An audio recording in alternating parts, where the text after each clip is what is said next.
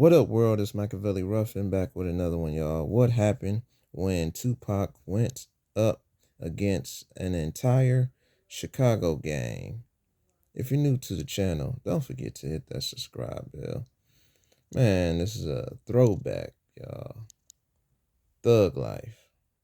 On tour celebrating the success of his album. At the time, his biggest songs were I Get Around and Keep Your Head Up. Also, he just released a song, Proud Little Liquor, on August 23rd, 1994. Tupac and his rap group, Thug Life, just finished their album, which was due to be released in a few weeks on September 26th. It also just recently broke national news that an 11-year-old kid named Robert Sandifer, nicknamed Yummy, was murdered by his own fellow gang in his neighborhood. In short, Yummy was a kid in Chicago who was given orders to shoot and kill several rival gang members. Inspired by his peers, he then went on and shot several individuals, including a 14-year-old girl that tragically died. After Yummy went into hiding, the gang became upset with the attention received, and to avoid getting tied into the shootings, they decided to send two young teens who kidnapped the young boy and executed him. Yummy's story quickly made media headlines and front page news, including the front page of Time magazine. As told in his interviews and by his friends, at the time, Tupac was troubled by the news and did not like the thought of a kid being influenced by the gang and held the community responsible for even creating a Yummy Sandifer. Just 2 days after Yummy's murder, with this frustration, Tupac was booked to perform in Milwaukee at the Mecca Arena, which is about 1 hour and 30 minutes driving distance from Chicago. Being fairly close to Chicago, according to other artists who performed earlier that night, said out of the 4,000 in attendance, the majority of the crowd was from Chicago, which included a lot of gang members who was excited to watch their favorite rappers perform, especially Tupac. Witnesses at the event, including one photographer named Raymond Boyd, who was actually front row, quoted in an article, after all the opening acts finished, it was Tupac's turn to perform, and the crowd was excited and pumped, chanting Tupac and Thug Life. Tupac stormed out performing his new song, Bury Me a G, from his upcoming group project. Immediately, Raymond noticed a more intense and angry Tupac while performing. Midway through the song, Tupac's mic started to fade in and out. While his group performed their verses on the song, he was trying to get his mic working. Once his mic was fixed, he called for a moment of silence to the little girl who was killed by Yummy. Before the moment of silence could even begin, Tupac immediately followed up, screaming into the mic, "You better stop killing those babies or else I'll murder you myself." With the crowd and everyone in the room taken aback and surprised, Tupac continued by telling the crowd, "I taught you all about harming those babies. Keep it up and I'll murder all of you." He then continued calling them cowards and busters. With the crowd full of now upset gang members realizing how serious Tupac was, and at the same time feeling disrespected, they started throwing pennies and coins at the stage, which led Tupac to then shout to the crowd, "I don't know who the y'all think I am. You better stop throwing shit at me." Next, Tupac took it to the next level, offering a $200 reward for anyone to bring an offender up to him on stage. And Tupac told the upset crowd, "He will get you paid, but he will die tonight." The upset gang members in the crowd started taunting Tupac and his entourage while throwing up gang signs, which Tupac replied, "You can flash them gang signs if you want, but I'll kill all you motherfuckers. This is Thug Life." Then he dared anyone to come on stage and try to beat him up. Immediately, the place erupted with objects being thrown back and forth from the stage and audience. As the gang-filled crowd started to storm the stage, Tupac grabbed the mic stand, swinging it around like a sword, daring people to rush him. Next, someone within Tupac's crew pulled out a red bag that they kept their guns in, which some stories claim Tupac then pulled out a gun and fired warning shots in the air in attempts to scare the gang members who were trying to get on stage.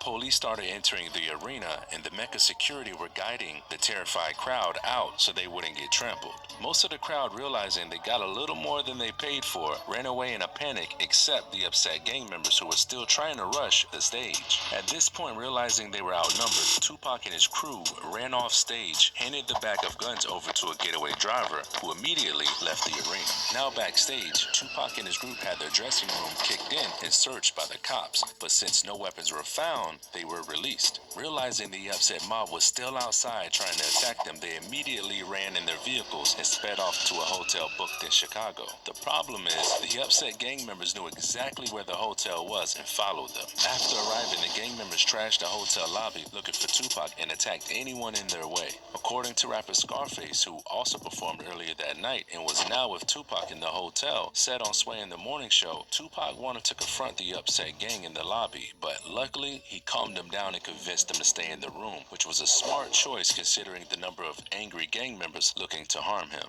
Eventually, the police showed up and removed the gang from the hotel premises, allowing Tupac and his Thug Life group to fly out the next morning safely. Yummy's murder and the conditions of the black community deeply affected Tupac to where it bled out in his messages and music, even mentioning Yummy in 2 of his songs, including White Man's World. We also recommend everyone to listen to his song Shorty Wanna Be a Thug, which depicts the trials of the black youth even still today in places like Chicago.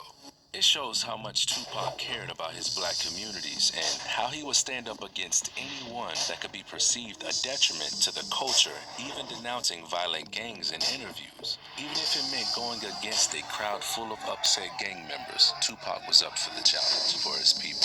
If you like this video, make sure you subscribe for more.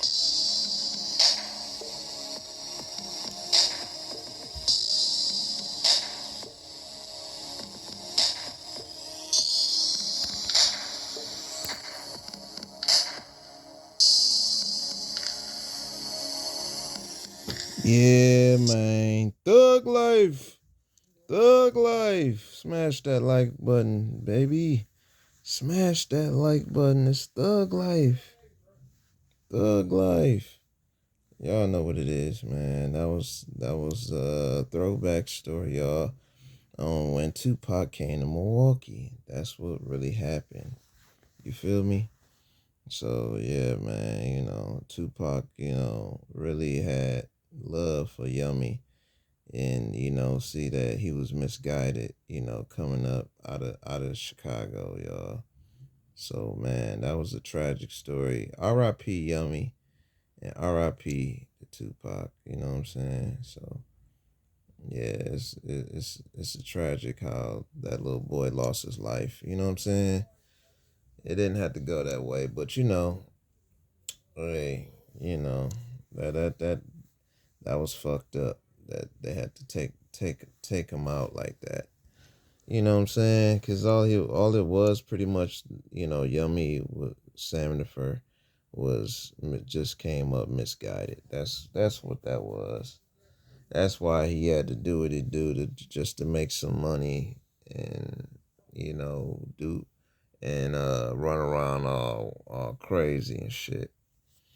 But yeah, y'all let me know y'all thoughts below. But other than that, be safe, stay dangerous, stay blessed.